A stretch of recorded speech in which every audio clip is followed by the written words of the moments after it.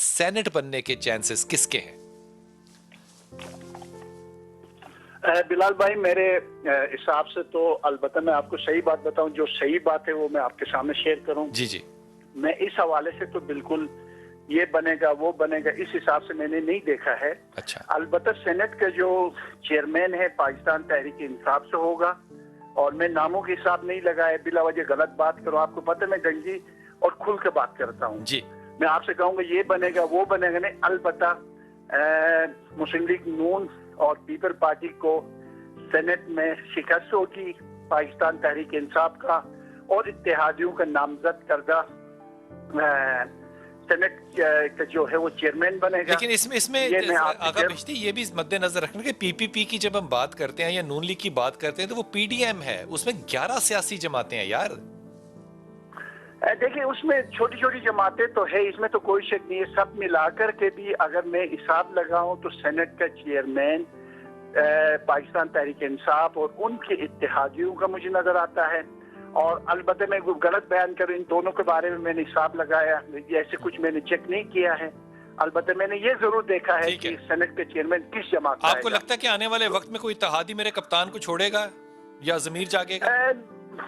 मुझे फिलहाल तो नहीं लगता है कोई इत्तेहादी छोड़ेंगे। अलबत्ता कुछ चीजें ऐसी हैं कि हुकूमत के लिए, जैसा भी कह रहे थे ना कि ये मैं कुछ बताना चाहिए चाह रहा हूँ कि कुछ मुश्किलात है, कुछ मसाइल है, मसाइल है। मसलन महंगाई के हवाले से कुछ मामलात अवामी सतह पर इकदाम होंगे, चीजें बेहतर होने के इम्कानात मौजूद हैं।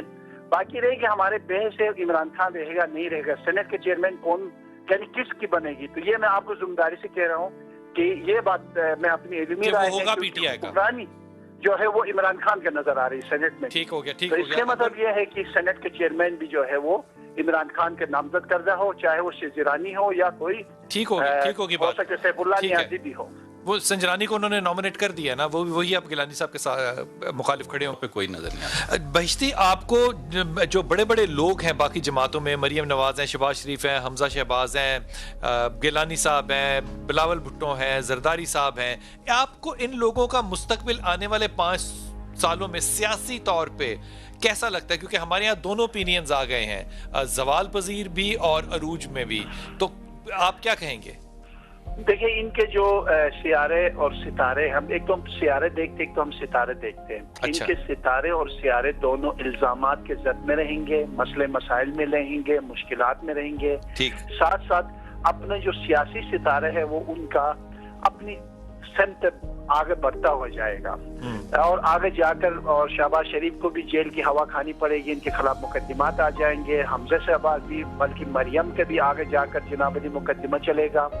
और मामलात दो चीजें, पार्टी के लेवल पर ये उरूज पे जाएंगे, और अगर आप उनकी जो मुकदमात के हवाले से देखें तो आगे जाकर इनके लिए बहुत ज्यादा मुश्किलात है, मसाइल। और साथ साथ यूसुफ रजा गिलानी के लिए भी अगले 3 महीने, जब आप कह रहे थे तो मैं यूसुफ गिलानी और हवा के नाम से अभी उसको देख रहा था, और उसी नाम के हिसाब से मैं देख रहा हूँ उनकी जो सितारों की जो जवाल है, 4 जवाल नजर आ रहे फिलहाल जो मैंने सरे 10 जो आपके सवाल के दौरान किया, इनसे 4 जवाल में मुकदमात, इल्जामात, बातें।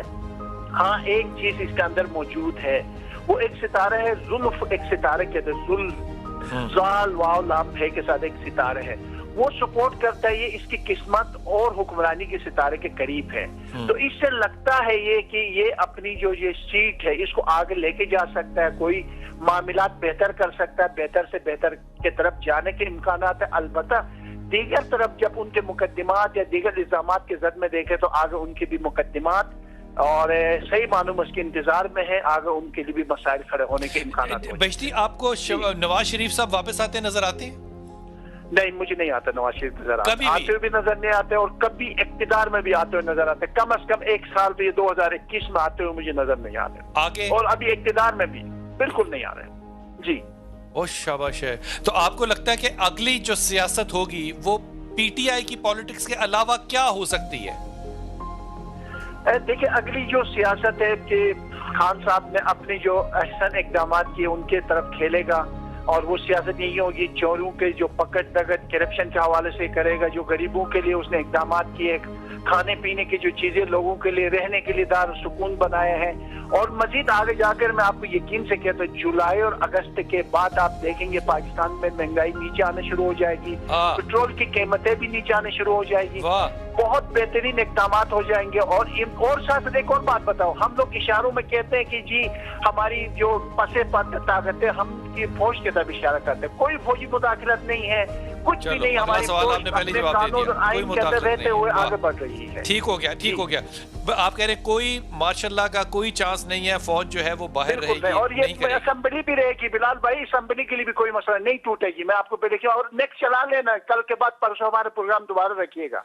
असेंबली भी नहीं टूटेंगी। ठीक है, ठीक है। ये बताइए कि अगर नवाज शरीफ बाहर है तो यहाँ पे क़यादत नून लीग की शहबाज शरीफ के पास रहेगी या मरियम के पास? फिलहाल तो शहबाज शरीफ के पास नजर आती हैं। वक्त के साथ साथ जो है ये पार्टी जो अगले जब भी इलेक्शन जीतेगी, मरियम नवाज के सितारे हैं और ये पार्टी की गिरफ्त है आगे। और एक और बात प्रेडिक्शन करो आप सुन लीजिएगा, कल जब एतमाद के वोट लेंगे तो बहुत से लोग छुपे वोट इमरान खान को पड़ेंगे, इनके ऊपर बड़ा जरूर लगेगा इन दोनों पार्टियों को, आप देख लीजिएगा। बात तो कल कप्तान ने बड़ी वाज़ेह की थी, कहा कि अगर मेरे खिलाफ हाथ उठाएंगे तो मैं फिर भी आपकी इज्जत करूंगा। ये बड़े ज़र्फ की बात है। मुझे ये बताइए कि ये आखिरी सवाल आपका, जल्दी से आपने जवाब देना है। जो कप्तान हर वक्त कहते रहते हैं कि जनाब मैं चोरों डाकुओं को नहीं छोड़ूंगा, ये पाकिस्तान के मुस्तकबिल के हवाले से मुझे बताएं, ये चोर डाकू हमारे सरों के ताज रहेंगे? जी बिल्कुल नहीं, और ये किसी हद तक 98% हद तक इकदाम होंगे और हमारी जो कानूनी ताकतें हैं सब मिलकर इनके खिलाफ इकदाम होंगे। आगे आने वाले वक्त में मजेदार तरीके से देखेंगे, चोर डाकू पाकिस्तान किसी हद तक आजाद होगा।